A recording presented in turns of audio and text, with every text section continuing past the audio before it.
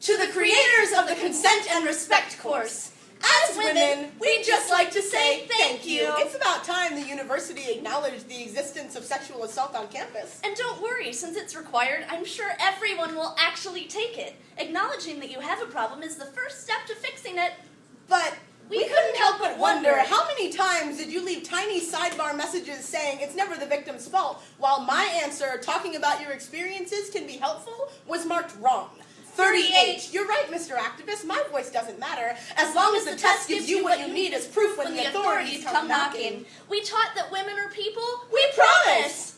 We didn't know that there were 16 rape allegations that week alone. We didn't know the normal police department rape kits were backlogged. We did everything we could. But how many times did the test get graphic? Reminding every survivor who took it of their worst kind of hell. While reminding them that they could have avoided it. If only she'd covered her drink. If only she'd gone out with different people. If only she'd known beforehand. While the survivor taking the test buries her head in her arms trying to forget. No need to give us trigger warnings. The problem is smaller than we think. So why can I look at a row of chairs in my lecture hall and see 10 other women who have talked to me about how to handle their assailant in class? I know more women who have been raped than haven't. More students who've been scared to go to class. More people who've been treated as statistics first. Mr. Activist, you're the reason women are afraid to speak. The lessons you're teaching are the reason I didn't tell the police. If you're drunk, you can't give consent. So just don't get drunk, I guess. Make sure your dress isn't an invitation. Bring a jacket if your shirt is low cut. Bring sweatpants if you're wearing shorts. Bring your own water bottle or cup to the bar. If bars don't allow them, then sneak it in. Anything to make sure you don't get raped. We know you're trying your best, Mr. Activist. But we've been teaching don't get raped for the last